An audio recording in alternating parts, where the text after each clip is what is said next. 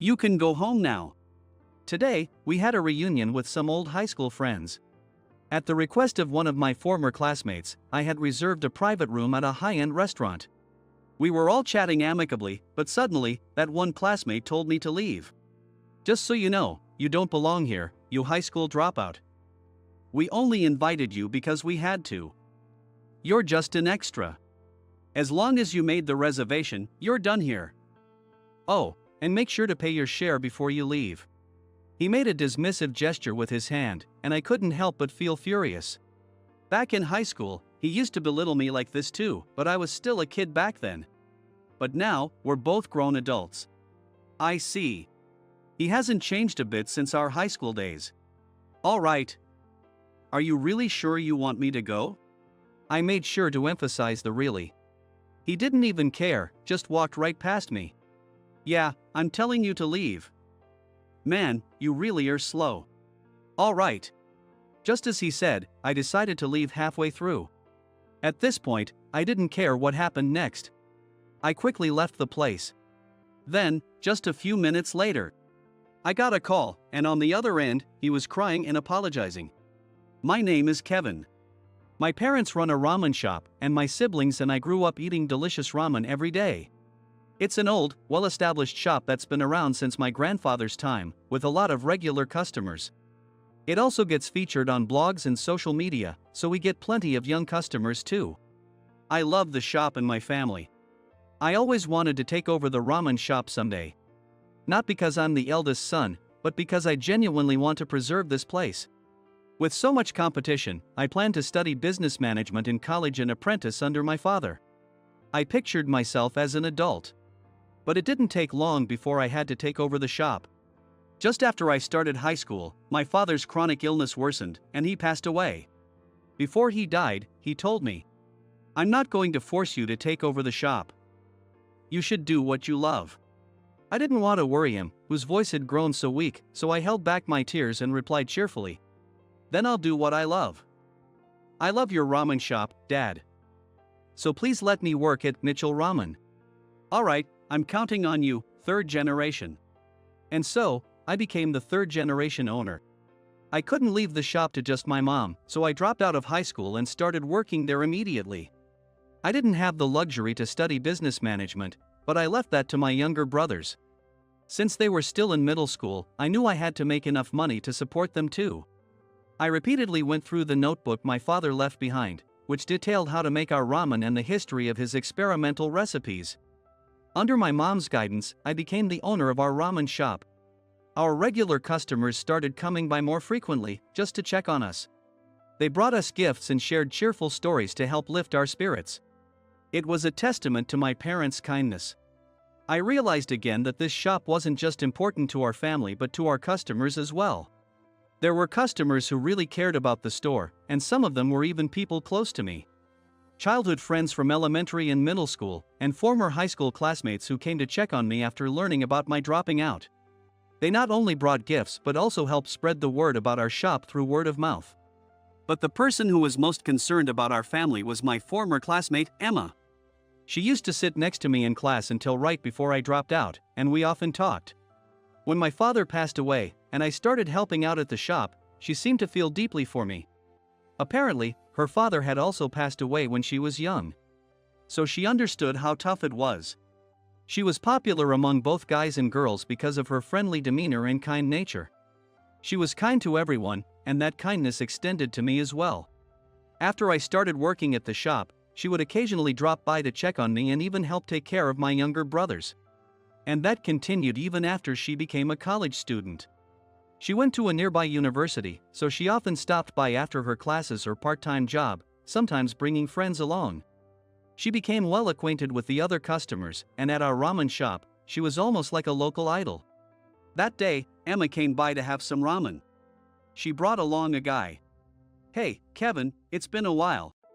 I looked closely at his face and realized he was also a former classmate. But I couldn't recall his name. We hadn't interacted much back in school. When I told James about how much I like your ramen shop, he said he wanted to come too. Emma explained, and it jogged my memory. "Ah, James. I remembered he used to have flashy hair in high school, but now, as a college student, he had a more clean-cut look. Since we were old classmates, my mom suggested we sit at the counter in the back to give us some space. I took their orders and started chopping scallions while chatting with them. So, are you two at the same university? No, I moved to the neighboring prefecture. He mentioned a university so well known that even I had heard of it, and it had a high academic reputation. And he was studying science there. Wow! James, you must be really smart. I was impressed, and he smirked, crossing his arms. Well, I want to work for a chemical company in the future. It's really unfortunate for you, though. Having to drop out of high school and not being able to go to college. I'm doing fine in my own way. Really? Didn't you want to go to college too? I mean, working in a ramen shop just because of your family. What? I mean, it's a ramen shop, right? Ramen shops don't make much money, they're dirty, and you have to work long hours for low pay, covered in grease. I wouldn't want to do that. Hey, James. Before Emma could stop him, his words kept cutting into me. Sure, I regretted not being able to go to college, but this was the path I chose. I felt like he was insulting not just my family and our profession, but me as well. That's not true, James. Ramen shops are wonderful places. You like ramen too, don't you? Emma defended me with a stern expression. But he wasn't bothered at all and continued without a hint of remorse. I do like ramen, but working in a ramen shop is a full-time job? I don't know. It's a ramen shop, after all. It could go out of business at any time. As we were talking, the ramen was ready. I placed the bowls on the counter, interrupting their conversation. Here you go, thanks for waiting. Sure, to someone like him, who went to a prestigious university, I might seem pitiful for taking over the family business. I don't deserve to be looked down on, but it's not easy to change someone's mind. It's frustrating, but I've made up my mind to cherish this shop. If he thinks it's unstable, I'll just have to make it so successful that no one could ever doubt it. I decided to channel this frustration into making our shop the best ramen place in town. I started by developing new menu items while preserving the original flavors, and researching what sets us apart from other shops. I even checked out other places my friends recommended. Before long, I began consulting with real estate agents to expand the shop, making sure we wouldn't keep customers waiting, and researching ways to renovate the shop on my own to cut costs. After a few years of this, I got a call from a publishing company. According to the magazine's food writer, their survey results showed that Mitchell Ramen was the most popular shop in the area. They wanted to feature us in an article. Both my mom and I gladly accepted. Now, about 10 years have passed, and I'm in my 30s. Thankfully, Mitchell Ramen is still thriving. I was at a high-end restaurant in the city on business. As I was leaving the restaurant, I saw a familiar face. This time, I didn't forget his name. James. Oh, Kevin? James looked back and forth between me and the restaurant entrance, with a puzzled expression. What are you doing here? Oh, just had some business to take care of. Yeah, that makes sense. I mean, a guy like you who runs a ramen shop wouldn't usually be able to afford a place like this. This is way out of your league. He laughed heartily, as if something was amusing. I hadn't forgotten how he looked down on me in the past. But it's childish to hold on to old grudges, and bringing it up wouldn't do any good now. So, you know this place? Of course. The CEO of my company, Keller, is a regular here, so I was surprised to see you coming out of this place. Yeah, I heard you're working at a good company. Yeah, that's right. Hey, since we've bumped into each other. I'm busy now, but how about we grab a drink sometime? Or better yet, why not have a reunion here? A reunion? Part of me wanted to see old classmates I hadn't met in years. But I'm sure there are faces I've completely forgotten by now. It could be awkward, and I wasn't sure how I felt about it. Plus, seeing James again might mean having to put up with more of his snide remarks. I'm not really, I've forgotten a lot of faces. James, unaware of my thoughts, lowered his voice. Actually, Emma is back in town. The mention of her name made my heart skip a beat. She had moved to a place about an hour away by bullet train for her job. Even so, she kept in touch frequently and would visit my shop whenever she came back home. She did mention she was coming back yesterday. You probably guessed, but I've got my eyes on her. James's confession wasn't surprising.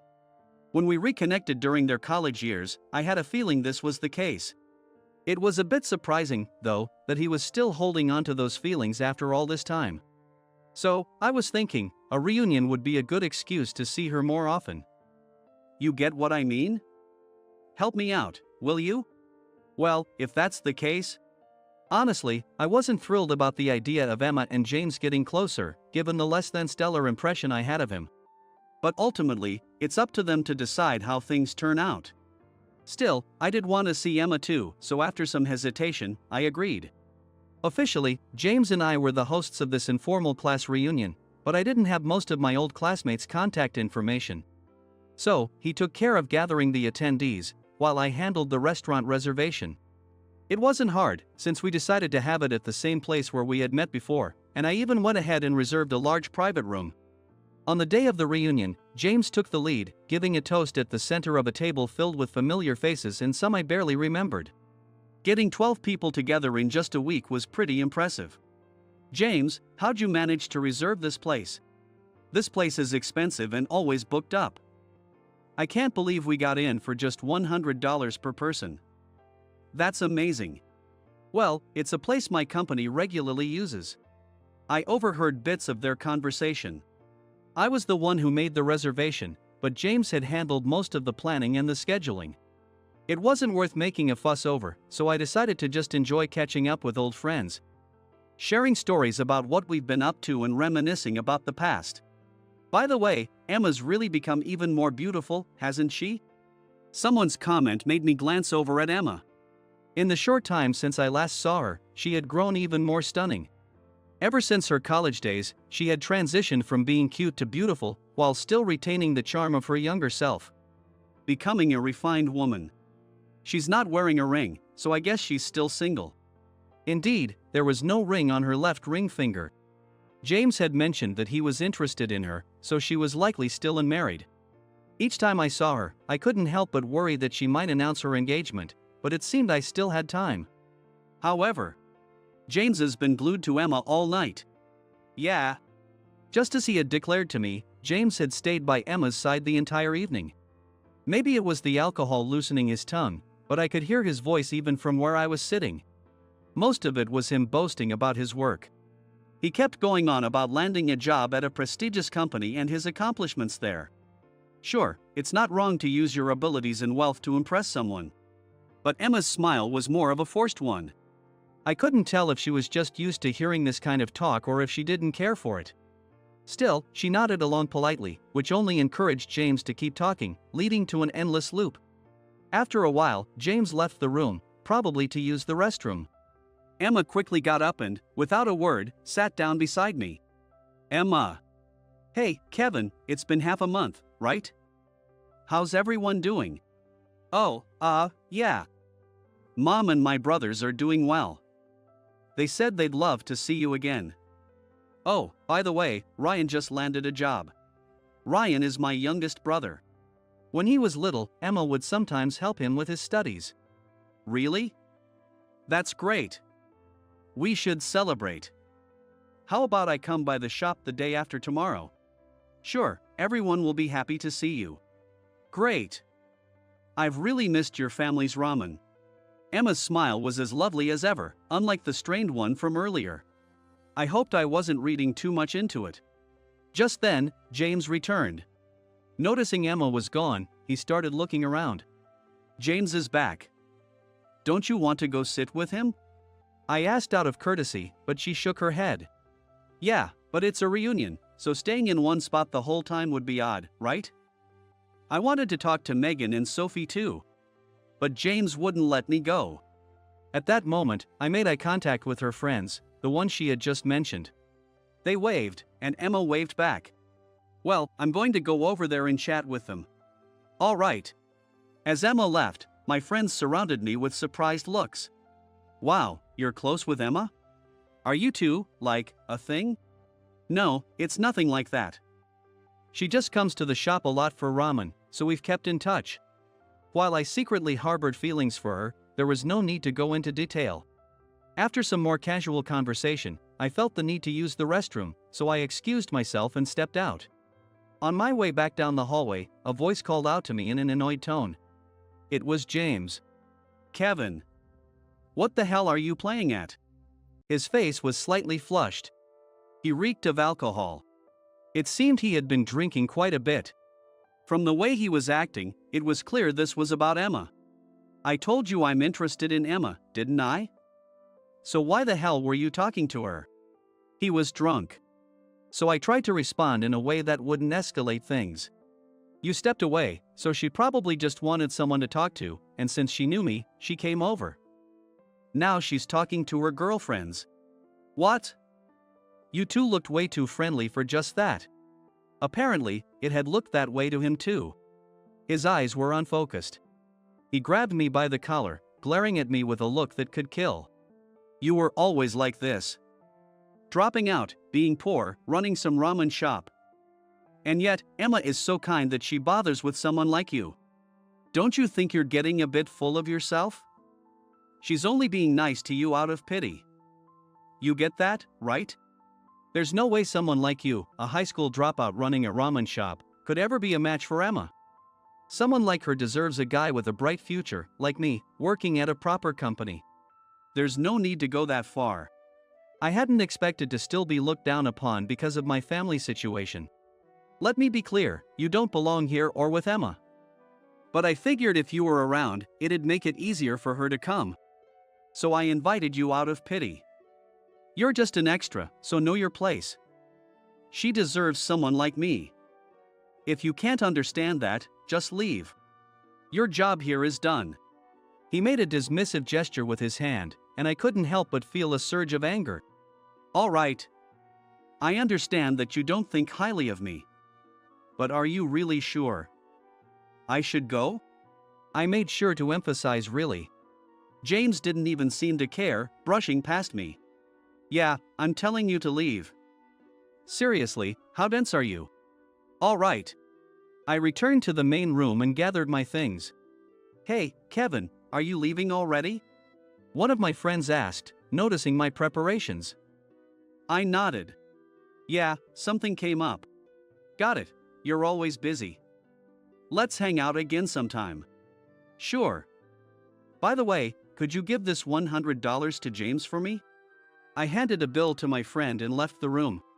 At the reception area, just as I was about to inform them that I was leaving early, I saw Emma standing there. "Kevin, are you heading out?"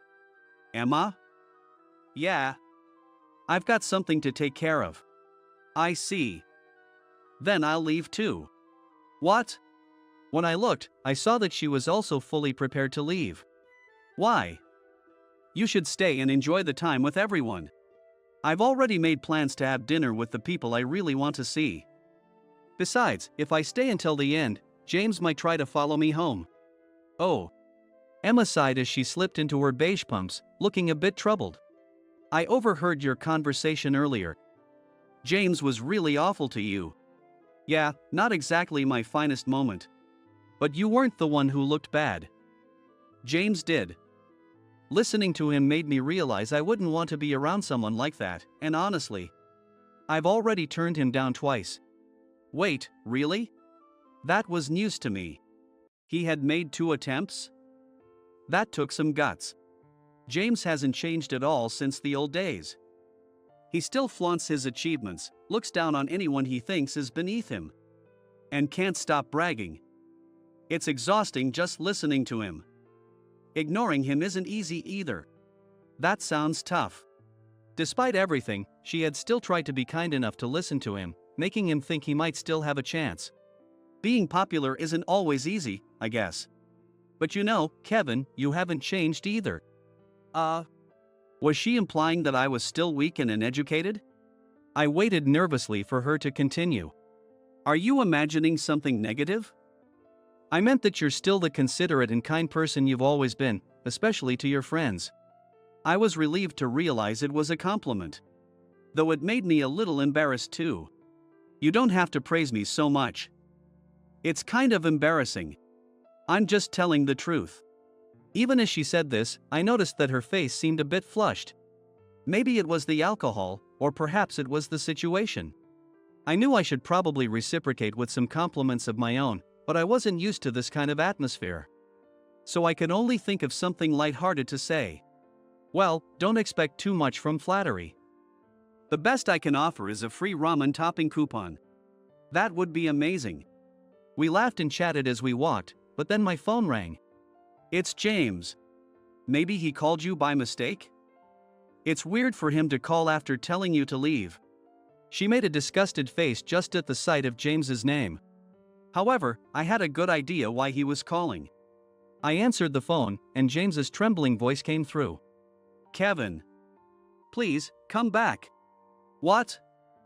I'm already at the station. I'll pay for your taxi, just come back. But you told me to leave.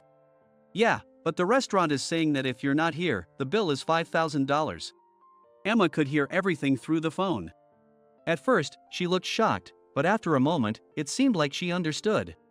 So, that place is yours too, right, Kevin? Yes, I'm the owner of that restaurant.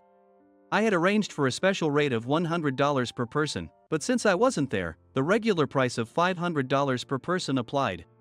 With 10 people there, the total would be $5,000. Everyone had been told they only needed to pay $100 each, so the remaining $4,100 would fall on James. Come on, James, $4,100 shouldn't be a problem for you, right? What are you talking about? You reserved it for $100 per person. When I explained that I was the owner, the noise on the other end of the line grew louder. That's a scam. Well, you were the one who told me to leave, James. I even asked if you were sure, but you just walked away. I was going to explain. But you didn't give me the chance. Wait a minute, there's no way a high school dropout like you could be the owner of this place. Are you and the restaurant conspiring to mess with me? Sorry to disappoint you, but it's true.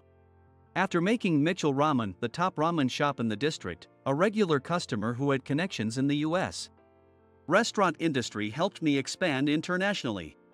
Back when my dad was around, he used to joke that if the restaurant ever became successful, we might expand to the US someday. But with the support we received, it started to seem like a real possibility. I opened a restaurant in the US and spent countless hours with the local staff perfecting our ramen. I worked tirelessly to preserve the authentic Japanese flavor while also making it appealing to the local palate. Thanks to those efforts, the first store in the US became a success. Then came the second, the third. We kept expanding, and at the same time, my brothers played a big role in expanding our operations in the US. They studied business and logistics, all with the goal of growing Mitchell Ramen together as a family. Now, we've expanded beyond ramen shops and launched a chain of restaurants based on Mitchell Ramen. This year, we finally made it onto the revenue rankings in the restaurant industry.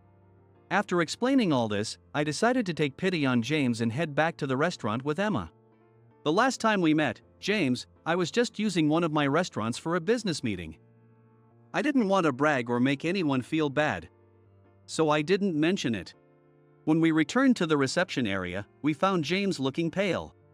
He was furious that I hadn't informed him about my connection to the restaurant. My other classmates were clearly fed up with his behavior. This is unfair. You set me up. The moment James saw me, he stepped forward and grabbed my collar, shouting in anger. Just then, a middle-aged man passing by spoke up. Well, if it isn't James. What? Oh, Mr. Keller. What's going on here? Why are you raising your voice? Oh. When Mr. Keller saw me, he broke into a warm smile and extended his hand for a handshake. Kevin, it's been a while. How have you been? Likewise, Mr. Keller. Thank you for dining with us today. Of course. Every time we have a meal here, the business negotiations go smoothly, it's almost like a good luck charm. He laughed heartily and then turned back to James. As James had mentioned earlier, Mr. Keller was indeed the CEO of the company James worked for. I had known Mr. Keller personally for a while, and he had always been supportive. He was a kind, respectable man. I secretly admired him and aspired to be like him someday. So, you know our James here? Yes, we were high school classmates. I see. Mr. Keller noticed the $5,000 invoice on the counter in front of James. "James, did you really splurge that much? I mean, the food here is exceptional, but..." "Mr. Keller, this guy's a scammer. Don't let him fool you." "What? What are you talking about?" "James, it's best if you don't say too much. He's trying to cheat me out of money." What could have been a private resolution between the two of us had now escalated, all because James couldn't keep his mouth shut. He's more drunk than when I saw him earlier. He doesn't realize that he's putting himself at a disadvantage. Actually. Seeing Mr. Keller's confusion, I had no choice but to explain the situation. After I finished, his expression changed to one of stern disapproval as he scolded James. "I can't believe you'd do something so disgraceful. I never knew you were like this." His words seemed to sober James up a bit, and James quickly shook his head in denial. No, it's not like that. I was just a bit drunk, and it was supposed to be all in good fun, you know. You can't trust someone who gets that drunk with client meetings or sales. Who knows what they might do? You're not a student anymore, James. You need to show some maturity." Mr. Keller sighed deeply, then seemed to remember that his party was waiting for him in the room. He bowed deeply to me. "I sincerely apologize for this incident. I'll make sure to visit and formally apologize later." "Please, there's no need for that. This was a personal matter between James and me. Even so, I can't overlook it. When I come by, I'll also explain how we've dealt with his behavior." With that, Mr. Keller left. All that remained was a stunned James, who watched Mr. Keller's retreating figure and a group of classmates wearing uncomfortable expressions. Later, I heard that James, who had been working in the sales department, the face of the company, was reassigned to a different department due to concerns about his interpersonal skills. He was expected to start over and learn what it meant to be a professional from the ground up. After that, James apparently stopped showing his face around our old classmates and finally gave up on bothering Emma. Around the same time I heard this news, Emma confessed her feelings to me. "I thought I had to get James to give up, otherwise it would just keep causing trouble for you, Kevin." She told me that she'd actually liked me since high school and had been looking out for both me and my family. Since high school? Really? You didn't notice? I wouldn't have kept visiting your shop all these years if I didn't care about you. She seemed a bit exasperated by my obliviousness, but apparently, that was something she found endearing. "I like that you stay humble and genuine, no matter what anyone says. Whether it's with me, with James, or with your customers. But, you know, I'd be really happy if you started treating me a little more specially from now on." How could I not be thrilled by that? When I told my mom and brothers about it, they threw their hands up in celebration. Emma, who now works in PR for a confectionery company. She mentioned that she wants to use her skills to help boost my business even more. She's currently learning all she can about promoting food and beverages, with plans to apply that knowledge to our business. For someone who cares so much about my shop, I know I need to give it my all too. This life has taught me the importance of the connections we make with others. Whether it was keeping the shop going with just my mom, making it famous, expanding to the US and beyond, and the belief that our business will continue to grow even more in the future. If you stay sincere in your relationships and work, the results will follow. I plan to continue moving forward without arrogance, cherishing the people around me.